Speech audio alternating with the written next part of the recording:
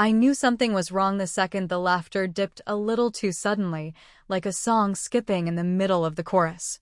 One moment, we were passing dishes around the table, my mother beaming with that polite, over-practiced hostess smile she always wore during these gatherings, and the next, I felt it, that sharp, hot silence that only comes right before a blow lands. And it did. But I'm getting ahead of myself. You have to understand, my son Jamie isn't the kind of kid who fades into the background at a dinner table. He's the type that draws all the attention whether he means to or not, and believe me, it's rarely received the way he intends. At 6 years old, Jamie is this whirlwind of motion, curiosity, and relentless energy that spills out of him like soda shaken too hard. He doesn't sit still, he doesn't stop asking questions, and God forbid you give him a vague answer. He'll ask again and again and again until he gets something that feels like truth. So when he started crawling under the dining table, pretending it was a submarine, making those ridiculous dive noises while my brother rolled his eyes so hard I thought they'd fall out of his skull, I wasn't surprised. I wasn't even annoyed. That's just Jamie being Jamie, and honestly, he wasn't hurting anyone. But that's not how my family sees it. Not anymore. Does he ever stop? My sister muttered, poking at her mashed potatoes like they'd personally offended her. I pretended not to hear. I'd heard it before. I always do. My brother laughed under his breath, leaning back in his chair like he was just so damn tired of being around people with problems that made his perfect little world even slightly uncomfortable. Probably doesn't have an off switch, he added, like Jamie was a defective toy or some over-engineered piece of tech. I felt my jaw clench, and I did that thing I always do. I looked at Jamie, crouched down under the table, his face lit with imagination and joy, completely unaware that the people who were supposed to love him most were slowly, deliberately peeling their affection away like old wallpaper. Jamie, sweetie, come up here and eat your dinner, okay? I said it gently, like a plea. Because I knew what was coming, even before my mother's wine glass clinked too sharply on the table, and she let out that long, theatrical sigh she saves for moments when she wants to seem burdened by everyone else's chaos. I mean, Rachel, she started, and my stomach turned inside out before she even finished the sentence. He's your responsibility, not ours. Maybe we all need a break from him once in a while. There it was. Out in the open. No more subtle hints. No more tiptoeing around their distaste for the way my son moves through the world. Just plain, bare judgment wrapped in the gauzy veil of concern. The room went quiet, so quiet you could hear Jamie's fork hit the floor under the table. He froze down there, like he'd heard it too. I didn't even look at the others. I didn't need to. I knew their expressions by heart, that uncomfortable half-sympathy, half-agreement that burns worse than outright cruelty. Someone had to say it. Look. I swallowed hard, trying to keep my voice steady, trying not to cry in front of these people who clearly didn't deserve my vulnerability. He's 6, I said finally, every word scraping its way up my throat. And he's doing his best. My mother's response was a casual sip of her Pinot Grigio, like we weren't talking about a child with a neurological condition. Like my son wasn't sitting 4 feet away from her, listening. After that, everything blurred. I got Jamie into his coat, ignored the protests from my mom about dessert, avoided eye contact with my sister, who was now scrolling through her phone like nothing had happened.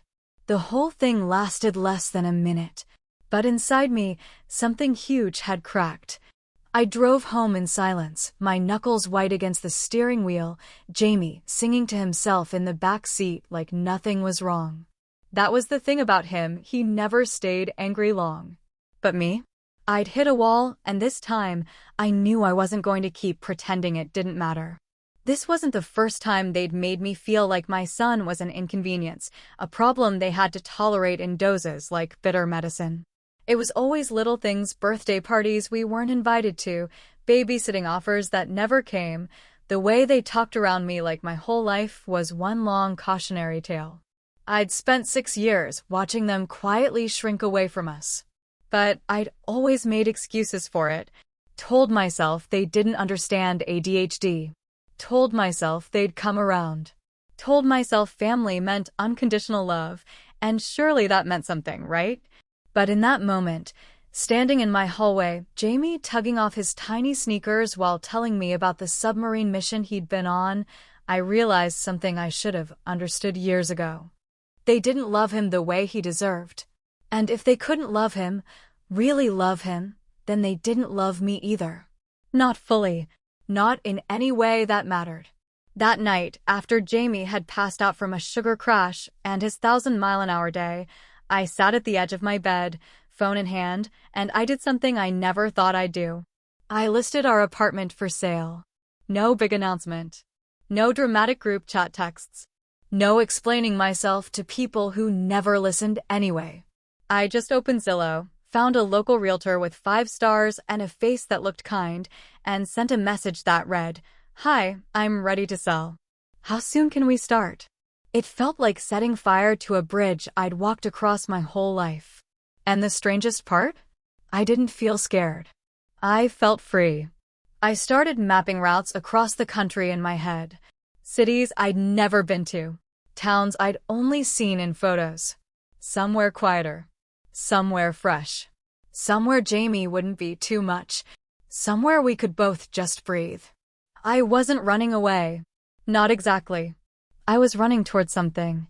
And for the first time in years, that felt like enough. You always think the hard part is leaving, like the second you slam the metaphorical door behind you, life will instantly get quieter, simpler, maybe even kind. But the truth is, the silence that comes after walking away from everything you've ever known can be so loud it echoes inside your bones. It hums through the walls of an unfamiliar apartment, vibrates under the floorboards of a child's bedroom, and creeps into the spaces between you and your own thoughts when the world finally slows down long enough to let them surface. We moved in the dead of winter. It was the kind of cold that burns through gloves, the kind of cold that makes you feel like your decisions are being judged by the wind itself. But I welcomed it. There was something brutal and honest about weather that didn't pretend to be anything other than what it was. I wanted honesty. I needed it, after so many years of sugar-coated rejection and polite cruelty wrapped up in birthday invitations that never arrived and voicemail messages filled with "maybe next time." I found us a small, 2-bedroom house at the base of a mountain range, just outside a quiet town with a population so small, the grocery clerk knew my name by the 3rd visit. It wasn't fancy, peeling paint on the shutters, a porch that creaked when the wind hit it just right, and a heater that made strange noises in the middle of the night, but it was ours. No shared walls. No judgmental neighbors peering through paper-thin drywall. Just space. Space to breathe. Space to exist without apologizing for the way we moved through the world. Jamie didn't understand the full weight of what we'd done, and I didn't expect him to. He was 6, not stupid, but there's a difference between knowing something's changed and understanding why. The first few days, he asked about his cousins constantly. Every morning at breakfast, he'd ask if we could invite them over to play. Every evening, he'd look out the window and ask if Grandma was coming to visit. I didn't lie. I didn't demonize them either, because no matter how much hurt they'd caused me, I knew that the truth had to be handled like glass, fragile, sharp, and capable of cutting clean through a child's trust if you weren't careful. I think we just needed a little more space, buddy, I'd say, brushing his hair back from his forehead, watching his eyes search mine for something solid to hold onto. Not because we don't love them, but because sometimes love doesn't mean staying close. Sometimes it means giving each other room to grow. He didn't always accept that answer. Some nights he cried, and I held him until he fell asleep against my chest, both of us wrapped in a blanket that smelled like our old living room. Other nights he was quiet, staring at the ceiling like he was trying to piece together something broken without knowing where the cracks had started. But slowly, so slowly I almost missed it, we started to find rhythm in the stillness. I found a remote job doing customer support for a mid-sized tech company out west. It wasn't glamorous, but it paid well enough to cover our needs, and the flexibility meant I could still be present for Jamie in all the ways that mattered. I carved out an office in the corner of the living room, stacked books against the wall for soundproofing, and told myself that every email I answered, every complaint I soothed, was another brick in the foundation of this new life I was trying to build. Getting Jamie into school was the first real test.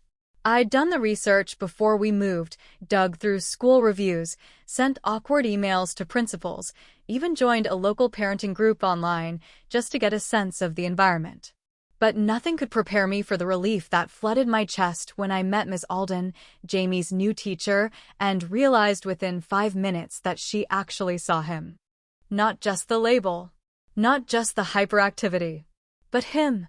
She was in her late 40s, hair streaked with silver and tied back in a no-nonsense bun, glasses perched low on her nose like she was always reading something even when she wasn't. And she had this way of talking to Jamie like he was already the best version of himself, like the world just hadn't caught up yet. "I've had a dozen kids like him in my class over the years," she said during our first parent-teacher meeting, sipping her coffee like she had all the time in the world. Smart, fast, passionate. The kind that keeps you on your toes, but teaches you something new every day. Don't worry, we'll find his rhythm. I don't think she realized how close I came to crying right there in her tiny office, surrounded by glitter glue projects and spelling charts. It had been years since someone had looked at my son without flinching, without whispering the word discipline under their breath like a threat or a solution. Jamie came home that first week chattering about everything. The story corner, the dinosaur books, the kid who brought peanut butter sandwiches, even though the school had a nut-free policy. And when he got quiet, which happened more often now, he'd sit by the window and draw pictures of submarines and rocket ships and houses with gardens bigger than the moon. It was during one of those quiet drawing sessions that we met Rosa. She lived 2 doors down, in a house that looked like it had been dipped in every shade of sunset. Her porch was lined with potted plants in chipped ceramic pots, each labeled with hand-painted signs like chamomile, be gentle, she bites, and lavender, will not babysit your secrets. The first time we passed her house on a walk, Jamie was practically yanked off his feet by the smell of rosemary and something sweet that neither of us could name. Rosa appeared on the porch like she'd been expecting us, her gray hair coiled into a thick braid that fell down her back, her eyes crinkling with something softer than kindness, something like recognition. Like she'd seen us before in another life. "Your voice smells like questions," she said, grinning as Jamie blinked up at her, wide-eyed and fascinated. "That's a rare scent." "I like it." I didn't know what to say, so I just laughed, awkward and unsure, but she waved me off like the silence between strangers wasn't awkward at all, just part of the ritual. She invited us into her garden that day, and from then on it became a ritual. Every Thursday after school, Jamie would race down the sidewalk to Rosa's gate, his backpack bouncing wildly behind him, yelling, "Tell me what bloomed today." And Rosa, patient and fierce, would lead him through her garden like a general leading a soldier through battle, teaching him the names of flowers, how to water without drowning the roots, how to sit still long enough for a hummingbird to come within reach. She never asked about our past. Never pried. Never pressed when I lingered by the gate, eyes tired, brain fried from another day of muted Zoom meetings and lonely coffee breaks. She just handed me a cup of something warm, sometimes tea, sometimes spiced milk, sometimes a mix of both, and let me exist without the weight of being the mom with the difficult child. It wasn't perfect. There were still nights when Jamie missed the chaos of his cousins, when he'd ask why his grandma hadn't called even though I'd stopped pretending she would. There were days when he came home overstimulated and exhausted, when I had to sit with him through meltdowns that felt like tiny storms crashing through his nervous system. And there were mornings when I woke up with the kind of ache that comes from losing people who should have never let you go in the first place. But slowly, I started therapy. And not the kind where you just talk and leave and hope something sticks. Real therapy. The kind where your therapist looks at you and says, "You've been surviving for so long, you forgot what it feels like to live." The kind where someone actually listens when you say, "I'm tired of having to justify my son's existence to people who claim to love us." Jamie started therapy too. His therapist, a young guy named Elliot with sneakers older than my last relationship, was gentle but firm, with just enough silliness to make Jamie trust him almost instantly. They played games, drew stories, acted out emotions with puppets, and for the first time, Jamie had a space where he wasn't being fixed. He was just being understood. I kept thinking about that night in my mother's dining room. About the way her words felt like a door slamming shut, even though her tone was so calm, so composed. And I realized something I hadn't been able to see clearly before. It wasn't just that they didn't love Jamie the way he deserved, it was that they couldn't even see him. Not really. And if you can't see someone, how can you possibly love them? Protecting my son meant choosing him over everything. Even blood. Even nostalgia. Even the comfort of familiarity. And that choice, while painful, was also the most sacred one I've ever made. Some nights, after Jamie has gone to bed and the house is filled with the soft ticking of baseboard heat and the distant rustling of wind in the trees, I sit on the porch with a blanket over my knees and watch the stars creep out from behind the mountains. I think about all the versions of me that existed before this one, the daughter who begged for approval, the sister who stayed silent, the mother who constantly questioned if she was doing enough. I don't know what comes next. I don't have a 5-year plan or a Pinterest board of goals. But I know this. I chose peace. I chose my son. I chose a life where neither of us has to shrink to fit. And for now, that's enough. It happened on Jamie's 7th birthday, the kind of day where everything feels touched by light, where even the wind carries a hint of celebration, and your child looks up at you like you built the entire damn world just for him. The house smelled like frosting and too many balloons. The kitchen table was cluttered with streamers and crumpled gift wrap, and the sound of Jamie's laughter floated through the hallways like music I never wanted to end. We had kept it small, like we always did now, just the two of us, a ridiculous cake he helped decorate, which meant it was more sprinkles than cake, a couple of his new classmates from school who brought handmade cards with crooked hearts and misspelled words, and Rosa, of course, who brought him a gardening kit wrapped in pages from an old atlas and told him, "Every seed has a story, just like you." It had taken us nearly a year to get here, to this steady, safe rhythm of love and calm that didn't come with strings or shame, but for the first time in years, Jamie's birthday wasn't clouded by stress or unmet expectations. I'd half expected a wave of grief, maybe some ache in my chest as I remembered all the birthdays we spent surrounded by people who only showed up because they felt obligated, who brought gifts with tight smiles and spent the entire party looking at their watches. But instead, I felt relief. I felt clarity. And, for once, I didn't feel like I owed anyone anything. Which made the knock at the door feel like a gut punch disguised as a whisper. It was soft at first, hesitant, like whoever was on the other side wasn't sure they even belonged there. I was in the kitchen, rinsing juice cups, one eye on Jamie playing in the living room, when I heard it. One knock, then two more. I froze. It wasn't the mailman. It wasn't Rosa. And it sure as hell wasn't one of the neighborhood kids who always rang the bell like they were trying to break it off the wall. There was something about that knock, measured, deliberate, full of dread, that made every muscle in my body go still. I dried my hands with the dish towel slowly, like buying a few extra seconds would somehow make me ready, and then I walked to the door. I almost didn't open it. I wish I could say I didn't already know. But some truths crawl under your skin long before you're willing to name them. And there they were. My mother. My sister. My brother.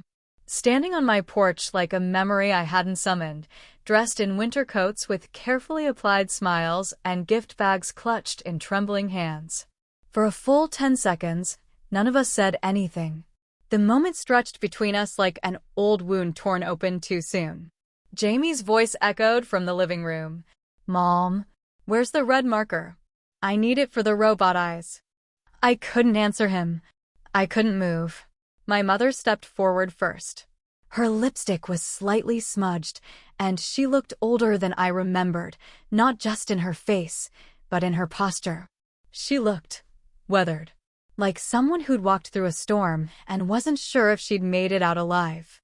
"Hi, Rachel," she said, her voice tight with emotion she clearly didn't trust herself to show. "We didn't want to intrude. We thought maybe we could stop by for Jamie's birthday." She held up a bag wrapped in shiny red paper. There was a crooked bow on top that looked like it had been tied and retied until it gave up. My sister stood to her left, eyes cast downward like maybe she was only there because she'd been dragged. My brother, hands shoved in his coat pockets, avoided my eyes completely. I stood there for another moment, heartbeat loud in my ears, the cold air cutting through the doorway like a blade. And then I said the only thing I could without screaming. "I didn't invite you." It didn't come out cruel. It came out like a fact, like a door being quietly closed from the inside. My mother flinched slightly, but she didn't back down. "I know," she said. "I know we don't deserve to be here. But we've been thinking about you. Both of you. A lot." My sister finally looked up, her expression guarded. "We saw the photos. On your Instagram. Jamie looks happy." Something about the way she said it made my stomach turn. Like she hadn't expected that. Like part of her had been hoping we weren't. "And Rosa," my mother added. "The neighbor? The retired teacher? She seems very sweet. We read about the community garden project you joined. It's all very beautiful." I almost laughed. Not because anything was funny, but because the sheer audacity of them showing up on my porch armed with gifts and social media references felt like a twisted punchline to a joke no one had told. I leaned against the doorframe, arms crossed tightly over my chest. "You left," I said, voice steady but brittle. "Or maybe we did. Either way, you didn't stop us. You didn't even ask where we went." My mother's voice cracked. "Because I was ashamed." Now that stopped me. That silenced the part of me that had been ready to scream at them until my throat bled. "I saw the way we treated Jamie," she continued, eyes filled with something that looked a lot like pain. "I saw it in hindsight. And then the house was quiet. Holidays felt wrong. The things we didn't say at Christmas screamed louder than any argument. And when we realized we didn't even know where you were anymore, we couldn't pretend it was okay. We couldn't pretend we hadn't pushed you away." My brother shifted uncomfortably, clearing his throat. "You blocked all of us." I raised an eyebrow. "You noticed." He looked away again. Jamie's footsteps thundered behind me as he came bounding into the hallway, robot drawing in hand. "Mom, I made the rocket shoes. Look, oh." He stopped when he saw them. His face froze in that confused, wary way that made my heart ache. "Grandma," he asked, eyes flicking from face to face. "Auntie? Uncle Ben?" My mother stepped forward instinctively, but I put a hand on Jamie's shoulder and pulled him gently against me. "They just came to say happy birthday," I said carefully, watching the way his body tensed under my palm. "They brought you a gift." He nodded slowly, but he didn't move toward them, didn't smile. He just looked up at me like he was waiting for a cue. And I realized then how deep the wound had gone. He remembered. Maybe not the words, but the absence, the silence, the way his name stopped being said with joy and started being whispered like a problem. My mother held out the bag again. "This is for you, sweetheart." A telescope. I remembered how much you love stars. Jamie reached out with one hand, hesitated, then took it. "Thanks," he mumbled. Then, with a small, polite smile, he turned and disappeared back into the living room. We all stood there, the cold wrapping around us like consequence. My sister broke the silence. "We thought maybe we could stay for cake." It wasn't a question. It was an invitation disguised as a request. And God help me, I thought about it. For a second. A long, agonizing second where my heart tried to rewrite history and imagine some version of today where they were different people, where they had been there all along, cheering Jamie on instead of folding their arms and stepping back. But that version didn't exist. There's no cake left. I lied, because the truth would have been too kind. My mother looked like she wanted to argue. My brother looked like he wanted to disappear. And my sister, she just stared at me with this quiet sadness, the kind that didn't earn forgiveness, but wanted it anyway. I don't hate you, I said finally, my voice low and even. But I won't pretend everything's fine. Because it's not. Jamie remembers. I remember. You don't get to erase that with a present and a pity visit. My mother nodded, slow and shaky. We don't want to erase anything. We want a chance. Another one. We want to try. And that was the worst part. Because the girl I used to be would have jumped at that. She would have clung to it like a life raft in a storm, desperate to stitch her family back together with duct tape and hope. But I wasn't her anymore. I'll think about it, I said. That's all I can promise. They left quietly after that, walking down my porch steps with slumped shoulders and trailing silence. I watched them go, arms still crossed, a storm pounding in my chest. When I closed the door behind me, Jamie was sitting on the couch with the telescope box in his lap, staring at it like it might bite. Do I have to say thank you again? He asked, not looking up. I shook my head. No, baby. You don't owe anyone anything. He set the box aside and crawled into my lap, all knees and elbows and big questions he didn't know how to ask. Are they coming back? I don't know. Do you want them to? I paused, pressing my lips to the top of his head. I want people around us who love you loudly and always. That's what I want. He didn't answer, just curled into me and sighed. A long, heavy sound for a 7-year-old. And I sat there, holding him close, staring at the telescope we might never open. Because some ghosts don't haunt you with what they did. They haunt you with what they almost became. There's something strange about letting someone back into your life after they've shown you exactly how easily they can live without you. It's like re-inviting someone to a table where they once broke the plates, poured out the wine, and told you, without words, that you weren't worth cleaning up after. You don't forget the mess. You just learn how far to seat them from the good china. 3 weeks passed after Jamie's birthday before I sent the message. It wasn't emotional. It wasn't warm. It was direct, careful, and so tightly wound with boundaries that I read it twice before hitting send just to make sure there wasn't a single crack they could squeeze through. Hi. You can come by Saturday at 2. Just you, Mom. 1 hour. No gifts. We'll be in the backyard. Jamie knows you're visiting. That was it. Not a word more than I needed. Not an invitation for conversation. Not a hint of nostalgia. I sent it, turned my phone face down on the kitchen counter, and spent the next hour convincing myself that I hadn't just cracked a door I'd fought so hard to keep closed. The following Saturday, I watched her pull up in a rental car that didn't suit her. Too humble, too practical. My mother had always driven cars like she lived her life. Polished, expensive, and impossible to maintain without professional help. But now she was stepping out of a modest sedan with her coat zipped up too high and a plant in her hand instead of a gift bag. I noticed that detail immediately because I'd said no gifts, and for once, she actually listened. Jamie stood beside me on the porch, his body half shielded behind my arm, fingers gripping the hem of my jacket like he was anchoring himself to me. His face was unreadable, not excited, not scared, just quiet in a way that didn't suit him.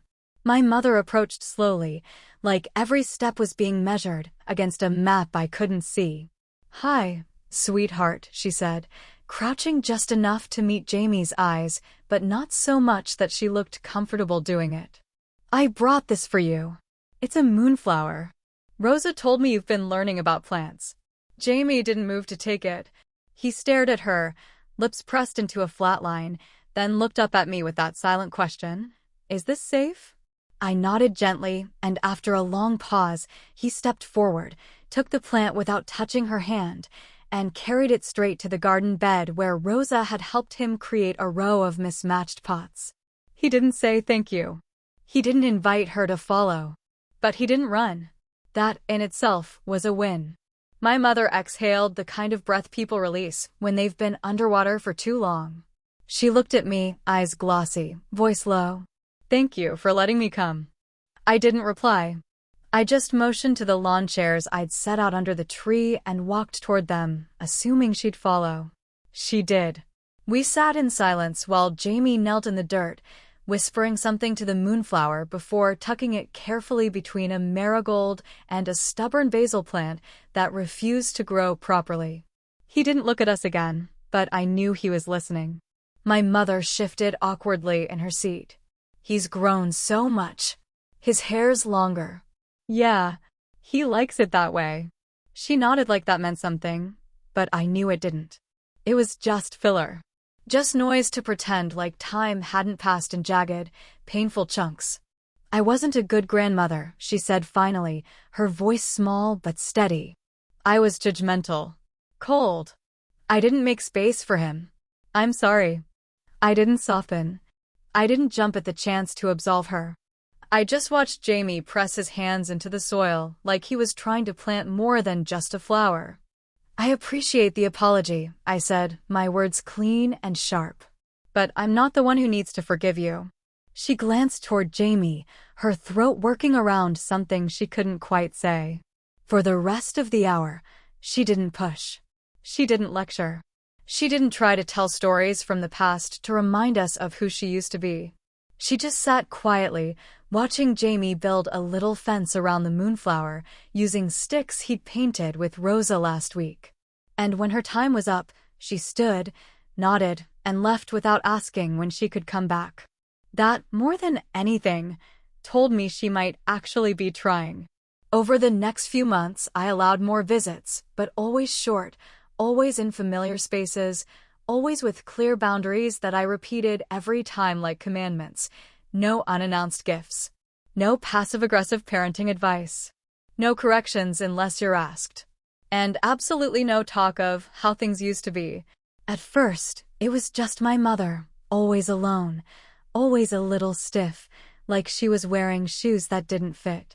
But eventually, my sister joined, uninvited but not unwelcome. She came bearing muffins from a local bakery and a vague apology wrapped in awkward jokes about how dramatic families can be. It was during one of those visits, early spring, the air still cold but the ground beginning to soften, that she said it. Jamie was chasing a butterfly across the yard, laughing loud and free in a way that still felt like music to me and my sister, watching him with a glass of lemonade in her hand, leaned toward me and said with a smirk, "He's so much calmer now. Whatever you're doing, it's working." I felt it like a needle under my skin. I turned slowly, looked her dead in the eye, and didn't blink. "He's not calmer," I said, my voice level but loaded. "He's safe. There's a difference." She blinked, startled. "I didn't mean." "I know exactly what you meant." I cut in, not raising my voice but not softening either. "You think his joy is a reflection of your comfort level.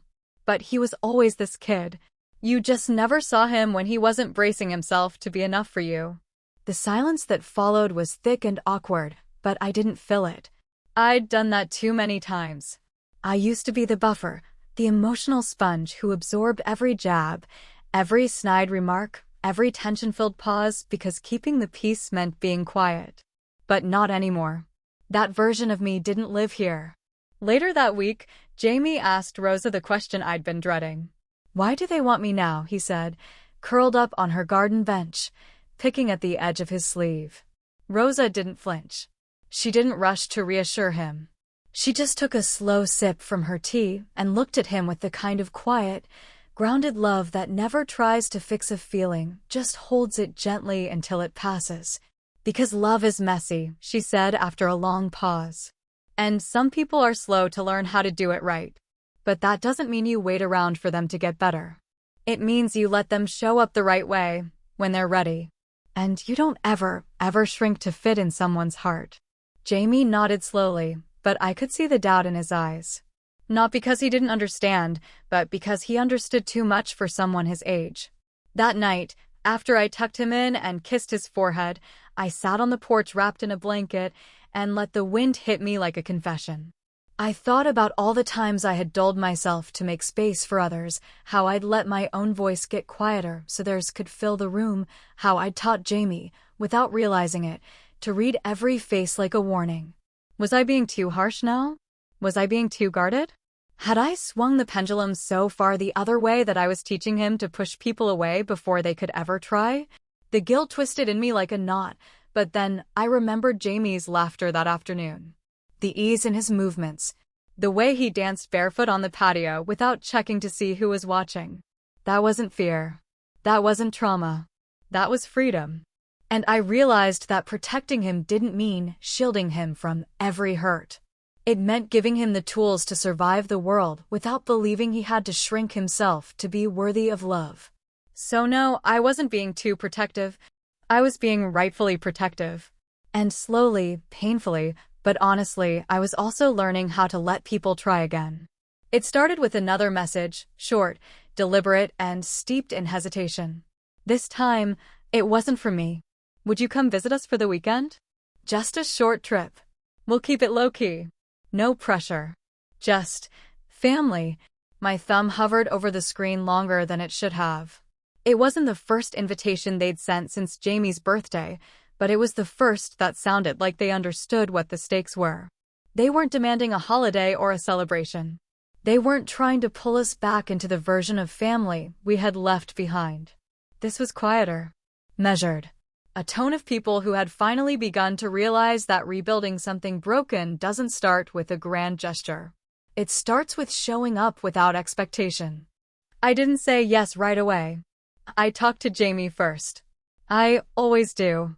He was sitting on the porch, legs dangling off the edge, drawing solar systems in a notebook Rosa had given him. The night was warm, just enough wind to rustle the tall grass at the edge of our property. The kind of night where hard conversations felt a little softer under the weight of stars. They want us to come visit, I said quietly, sitting down beside him. Grandma, Auntie, Uncle Ben. Just for a weekend. He didn't look up from his drawing right away. His pencil scratched thoughtfully across the page, drawing orbit lines around a planet he'd named Hope. Do we have to? He asked eventually, his voice careful. Too careful for a child who should have been free of this kind of emotional arithmetic. No, I said, placing my hand gently on his back.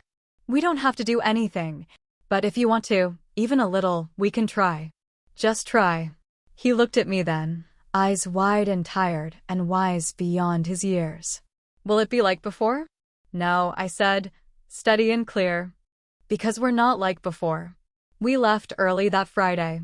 I packed snacks, headphones, sketchbooks, and the little blanket Jamie still insisted on bringing for long car rides.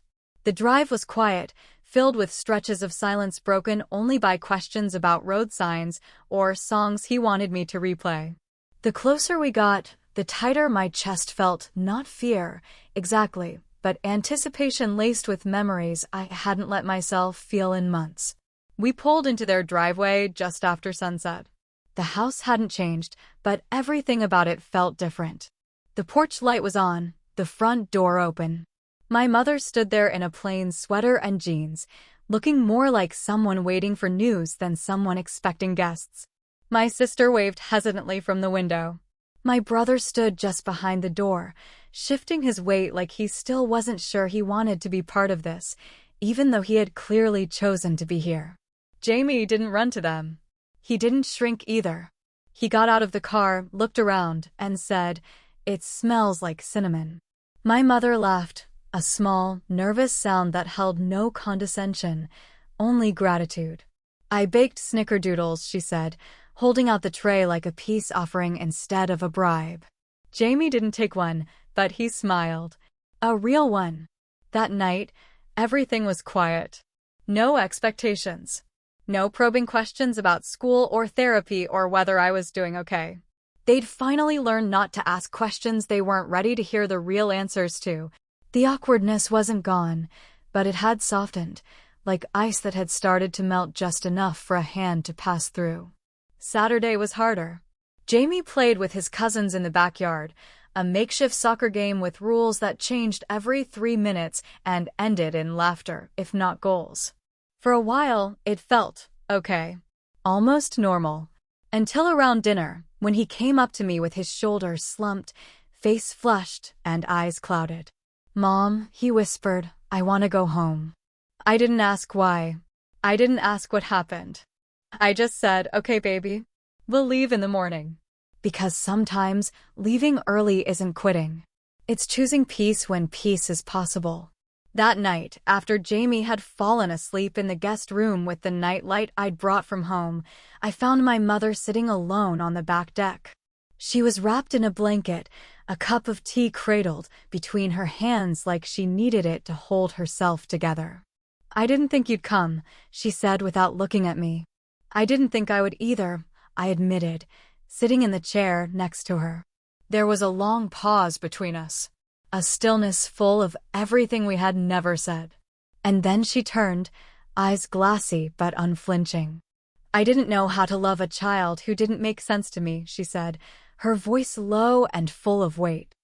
"I didn't know how to love you when you were angry, or Jamie when he was too loud, or anyone who made me uncomfortable. I thought I was doing my best, but I see now. I wasn't trying hard enough." I felt my throat tighten, not with sympathy, but with release. Because there it was. The thing I'd waited years to hear. Not a defense. Not a sugar-coated regret. Just the truth. "I never needed you to understand everything," I said, my voice steady but full of the ache I hadn't let out until now. "I just needed you to try. To sit in the mess and still choose us. To not hand me silence when I needed grace." She nodded, tears sliding down her face. "I'm sorry," she whispered, and this time, I believed it. I didn't say, "It's okay," because it wasn't. I didn't say, "I forgive you," because forgiveness is a journey, not a gift you hand over in one neat moment. What I said instead was this: "I'm learning how to let people back in. But on our terms now. No more shrinking. No more pretending." We sat in silence after that. Not awkward this time. Just two women who'd broken each other once, sitting quietly in the process of mending, thread by slow thread. The next morning, Jamie didn't cry when we left. He hugged his cousins. He told Grandma thank you for the snickerdoodles. He even let my sister read him part of his favorite space book while I packed the car.